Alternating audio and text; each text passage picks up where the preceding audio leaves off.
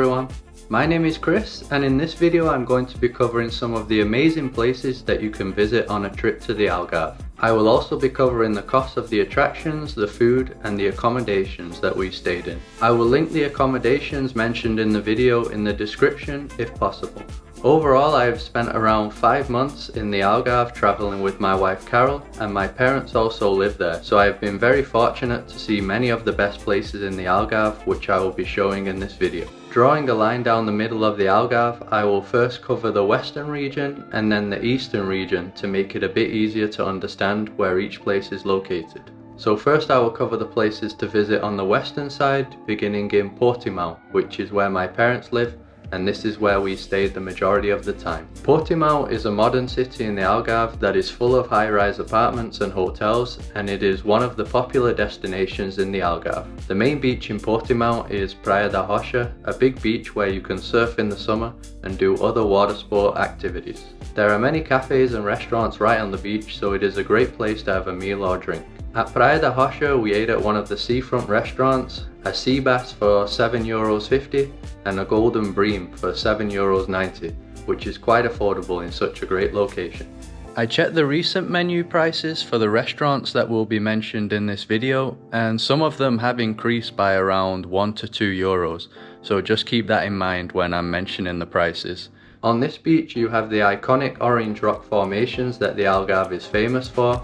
Next to Praia da Luz there are many other beaches that join together when the tide is low, but if the tide is high you can still access the majority of them individually. One of the highlights of these beaches is exploring the different tunnels and caves that are within the orange rocks and cliffs.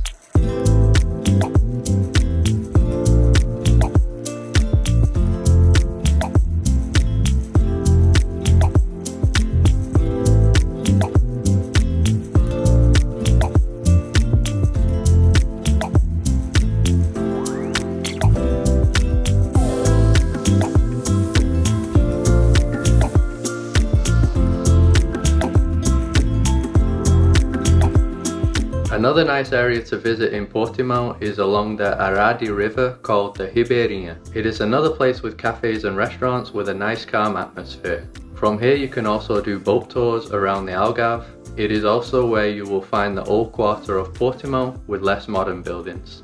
Across the Aradi river from Portimão is a beautiful old little fishing village called Ferragudo. Here you will find a mix of whitewashed buildings and other homes with Portuguese ceramics, and there are many little alleyways and streets to explore. There are some great beaches on the river which make it a great option if you want a calm place to swim without the ocean waves. One of the unique things in Ferragudo is the 17th century castle of São João that is right on the main beach. It is privately owned so you cannot visit, but it is still amazing to look at while you're on the beach or swimming. Besides the main beach there are other smaller secluded beaches that you can get to by walking along the cliffs. In Ferragudo we ate at the main square where you will find many of the restaurants and cafes. We found a good deal for a main meal and drink for €9.50, and you could also get a main meal, drink and either a starter or a dessert for €11.50.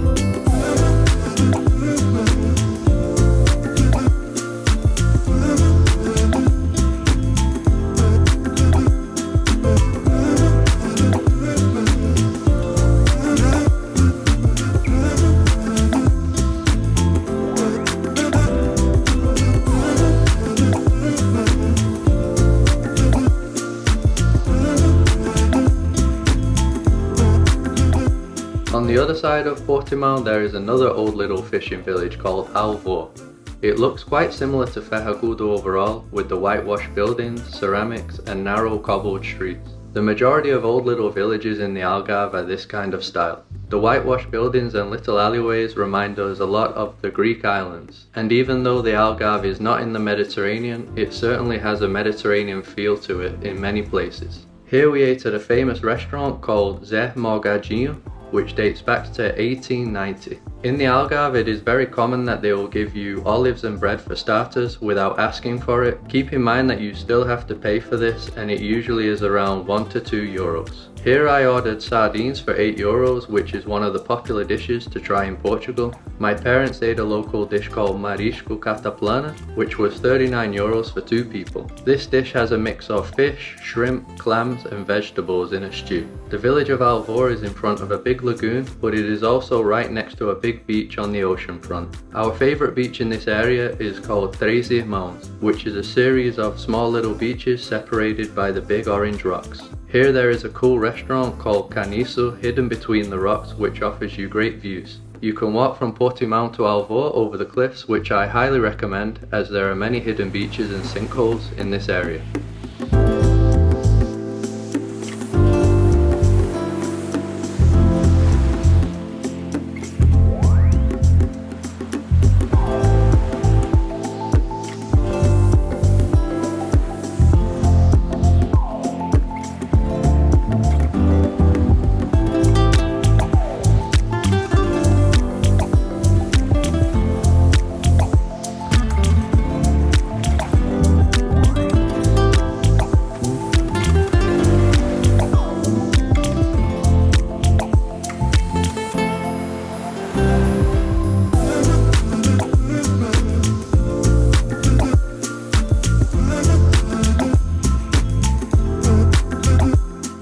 One of the most impressive historical sites is in the city of Silvis. Here you can find what is probably the best castle in the Algarve, the castle of Silvis, which costs €2.80 to enter. It is believed that the first fortification was built either by the Romans or the Visigoths. Later on, between the 8th and 13th centuries, the castle was occupied by the Moors, who expanded it, making it one of the best preserved Moorish fortifications in Portugal. Besides the castle, it is still a very nice city to walk around. Just like other places in the Algarve, you will find open air cafes with traditional buildings and cobble streets all around. Our favourite city in the Algarve overall is Lagos. It is one of the most visited cities in the Algarve and Portugal due to its variety of tourist-friendly beaches, rock formations, bars, restaurants, hotels, and it is known for its summer nightlife and parties. The old town of Lagos is situated within the fortified walls of a castle, and that is where you will find the majority of the stores, bars and restaurants. Since it is a tourist hotspot, the prices within the old town area are usually more expensive compared to the majority of the Algarve. However, outside the walled town we were able to find some good deals. A set meal for €10, which included bread, olives, soup and a big plate of barbecue chicken, so you can still find great deals in this area. Historically, Lagos was an important harbour and played a big role in the rise of the Portuguese Empire. It was also the capital of the Kingdom of the Algarve for a period of time. The main reason that we love Lagos so much is that right next to the old town you can find many amazing beaches in a short walking distance. The first time we visited, we did a kayak tour for €30 each, which was the best way to see the coastline, and we were also able to visit a beach that can only be accessed by the ocean. The Algarve has many beaches that can only be accessed by the water. Some of the popular beaches to visit by land are Praia dos Estudantes, which has a unique Roman bridge on the cliffs, a bigger beach called Praia da Dona Ana, which has apartments and hotels right next to it, and our favourite, which is called Praia do Camilo, which is surrounded by many huge rock formations of different shapes and sizes. One of the most iconic areas of Lagos is Ponta da Piedade, which is yet again another group of rock formations, but by far one of the most impressive that you can find in the Algarve. Many people do boat tours around this area, which allows you to access many of the different caves and tunnels.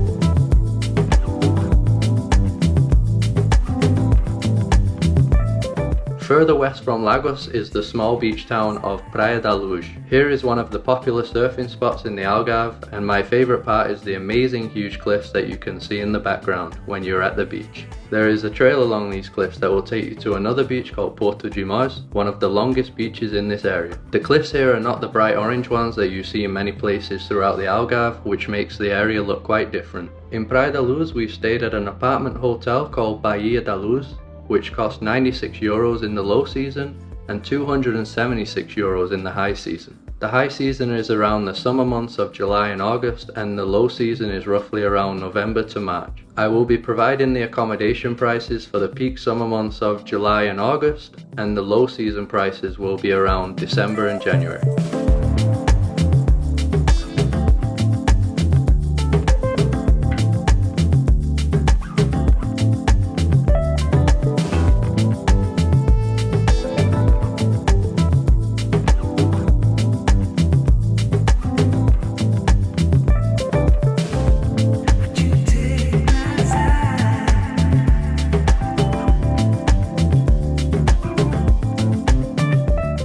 At the far southwestern corner of the Algarve is a place called Sagaris. The two famous attractions to visit in Sagaris are the lighthouse of Cabo de São Vicente and the old fort called Fortaleza de Sagaris. The lighthouse is free to enter and is right on the southwest corner, so you can see both the southern and western coastlines from here. The fort cost €3 to enter, and it was originally built in the 15th century to protect the region from invaders from northern Africa and Europe. We stayed in the main town of Sagaris at a place called Casa Azul. The price in the low season is around €65 a day, and in the high season it is €180. The landscapes in Sagaris and along the western coast of the Algarve are completely different to the southern coast, and the ocean is much wilder here. You won't see many people in the water in the winter. I recommend visiting the Castelejo viewpoint, where you can find some of the best views of the dramatic western coastline. There are many great beaches to choose from along the western coast, and they are very popular with surfers during the summer months when the ocean is calmer. We visited a really nice beach called Praia da Boadeira, which was quite different to others as it had a big sand dune area. Just like many places in the Algarve, it has a great boardwalk, so you can easily explore the area.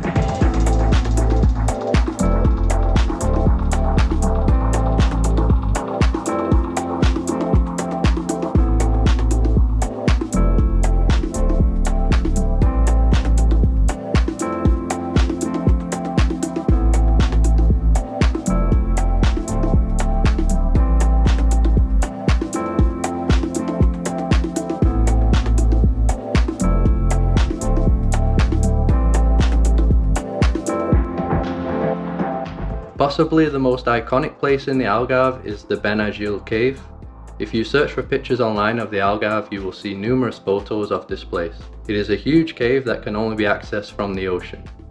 Many people do boat tours which will take you into the entrance, but from my understanding you're not allowed to get out of the boat. We rented a kayak from Benadryl beach for €30 per hour, and you can get to the caves in about 5 minutes. The benefit of the kayak is that you can go into the cave and explore. The cave has a big beach inside and a huge sinkhole in the ceiling, which allows a lot of light to come in, which makes it look extra spectacular. It is extremely impressive, and we have never seen a cave like it on all our travels so far. Keep in mind that it does get very busy. We went early in the morning in the winter, which is why there is nobody there in this footage. Close to Benadryl there is another popular beach called Praia da Marinha, which once again has a beautiful coastline that you can walk along, and one of the main attractions is a huge cliff with 2 arches. Pretty much all the places that you visit in the Algarve have trails along the coastline, and you are spoilt for choice throughout. One of the most picturesque beach towns in the Algarve is Alvor. This is because of the whitewashed buildings that sit atop the golden cliffs with a beautiful little beach beneath. This is a very popular destination, and the main beach is quite small, so it can get very busy in the summer months. Here we stayed at an Airbnb right on the cliffs, which is around €60 in the low season and $120 in the high season. We had great views of the main town from this apartment. Our favourite part of Alvor is called Algarve, a coastal boardwalk area which is probably one of the best places in the Algarve to really explore the amazing rock formations. There are many different man-made tunnels that allow you to walk down the cliffside and explore, and it felt like we were on another planet. You could easily spend an hour or 2 in this area.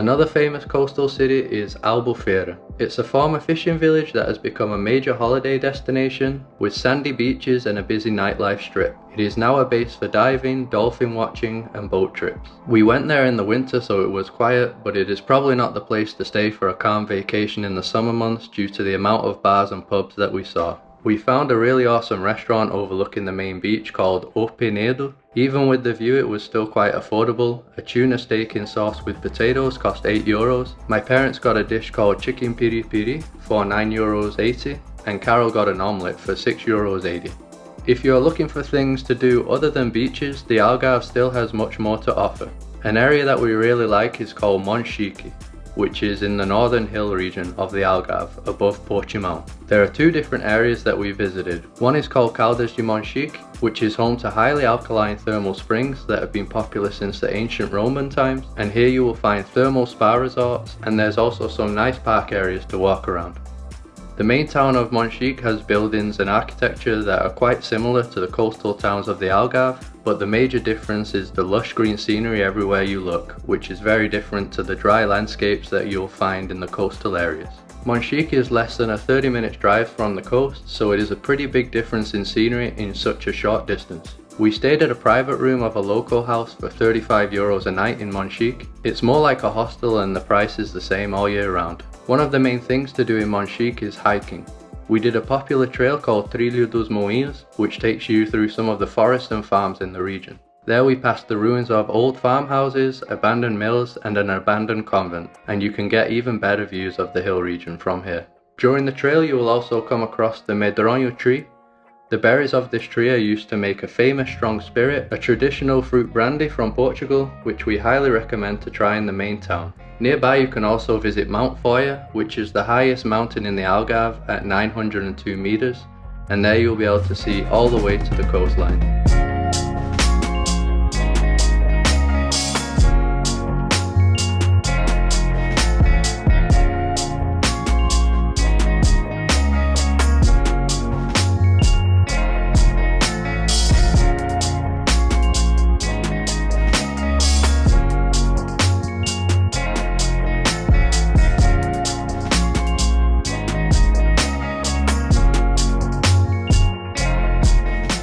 I will now go over some of the great places that you can visit in the western region of the Algarve. Here is where you find the capital city of the Algarve, Faro. Faro is where the main airport is in the Algarve and the majority of tourists will be arriving here.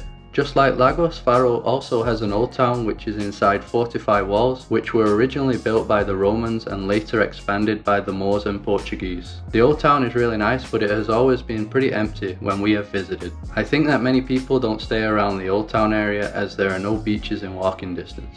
Within the town there is the Faro Cathedral which costs €3 to enter, and inside there is the Bones Chapel from the 17th century, which is partly made from the bones and skulls of people that lived in the area at the time. From the chapel's rooftop you get nice views of the entire old town and the lagoon in front called Ria Formosa. I mentioned that there are no beaches near the old town, but there are still great beaches in Faro. The place that we stayed the night is called Ilia Dufaro.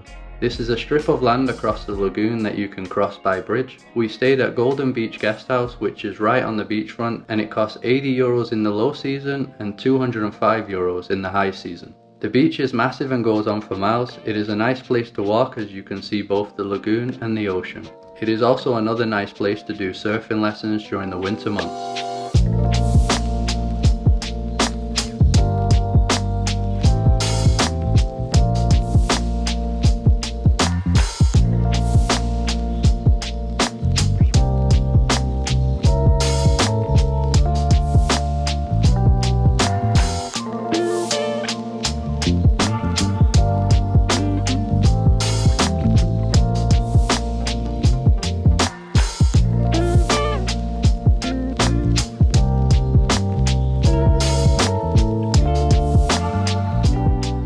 We ended up going on a road trip for a couple of days with my parents to explore the other places in the eastern region. Our first stop were the Roman ruins of Benadryl from the 1st and 2nd centuries. It costs €1 per person to enter, and you can visit the museum with Roman artifacts and the ruins of a Roman villa which has some impressive mosaics that have been well preserved. Near the Roman ruins there is the Palace of Estoi which dates back to 1782. although the majority of the current construction is from the 19th century. It is now a hotel that you can stay at, but even if you are not staying there, you can visit the beautiful garden area, which is worth it, and it's free to enter. On this road trip we stayed in a sleepy fishing village called Santa Luzia. The apartment we stayed at is €100 in the low season and €136 in the high season, and that was for 4 people.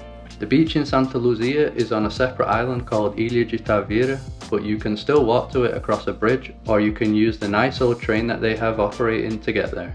In the main centre we found a nice restaurant on the waterfront. There we got sea bass for €12, grilled salmon also for €12, and a bottle of beer cost €2 once again. At the far east side of the Algarve is Castro Marim, a historic town with a big medieval castle which costs €1.10 to enter. Inside there is a church dating back to 1319 and many great viewpoints from the castle walls. You can even see Spain in the distance from here.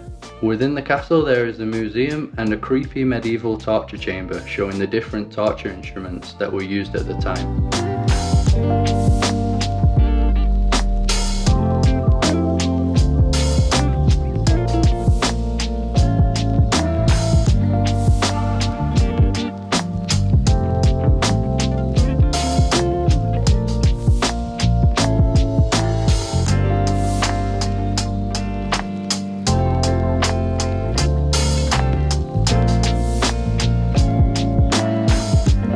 A few minutes away from Castro Marim is the city Vila Real de Santo Antonio.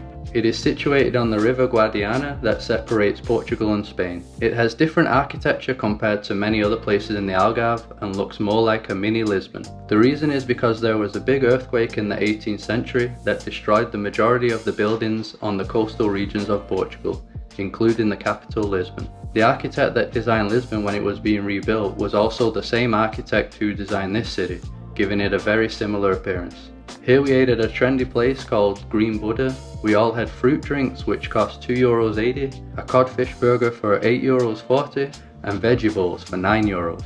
Nearby is the beach town of Montegordo, which we passed through quickly. A modern beach resort area with big hotels, casinos and apartments. This beach town is popular due to its long and wide beach with calm waters making it ideal for children. There are also many options for food and drink right on the beach. One of the most famous places in the eastern Algarve is Tavira, and in my opinion it is the most beautiful in the eastern region. It has everything that you would expect from a nice town in the Algarve, many small little alleyways to walk around, both colourful and whitewashed buildings, cafes and restaurants, and old Portuguese churches. It also has a small river going through the middle with an arched bridge called the Roman Bridge, which adds to its beauty. There are still remains from the castle walls originally built by the Moors dating back to the 10th century, which you can visit and walk around. The beach near Tavira is on a separate island, Ilha de Tavira, which is the same island as the beach near Santa Luzia. However, here you can only reach it by a quick boat ride from the centre.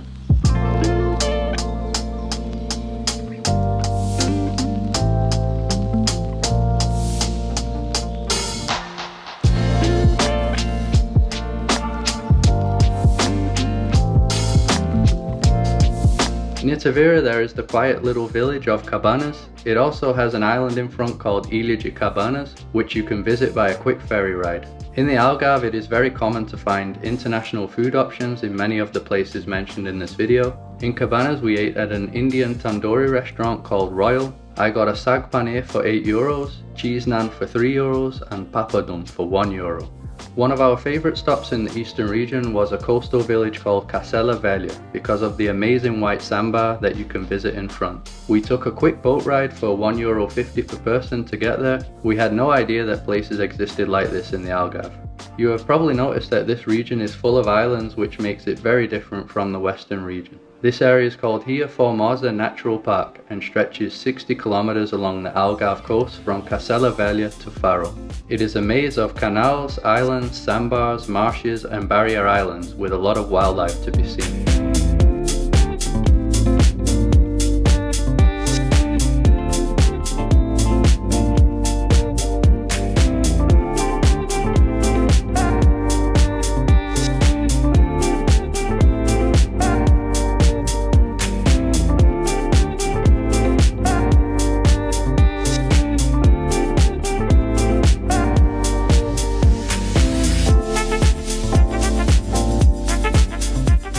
Another island that we visited is called Ilia Dufaro, which means Lighthouse Island.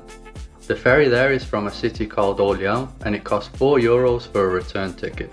This island has many cute tiny beach houses and some of the clearest turquoise water that we have seen in the Algarve. The majority of these islands can be reached by doing different boat tours. Some of the islands are completely deserted. On this island we stopped at a beach bar for a quick drink. A local beer was €2 and an orange juice for €4. This island also has many good walking paths throughout, making it very easy to get around.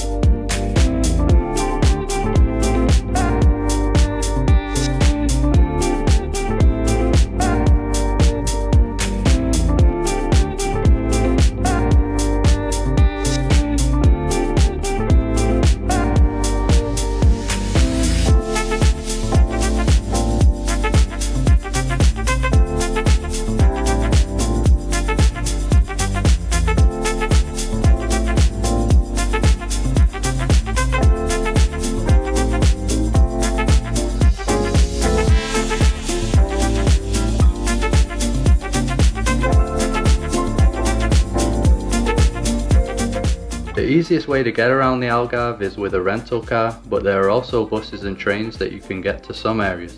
In Faro airport you can get the cheapest deals on car rentals, starting from around €15 per day for an economy car in low season and around €40 in high season. There are buses between the cities that usually cost around €2 to €6 depending on the distance that you are going. Some cities and towns also have their own minibuses to travel within those areas. For the train there are two lines. One goes from Faro to Lagos and costs €7.50 for the full distance, and the other goes from Faro to Vila Real de Santo Antonio and costs €5.30 for the full distance. Shorter distances in between will cost less depending on where you are going. It is best to look online for the up-to-date timetables and prices for buses and trains. So that is it for the guide. You can see why the Algarve is such a popular beach destination, and it is often voted as the top beach destination in Europe by many travel magazines. One thing we like the most is the variety of different beaches and landscapes that you get from east to west. They look like completely different places. And one of the major benefits of the Algarve is that it isn't very big. You can go from one side to the other in about an hour and 40 minutes driving.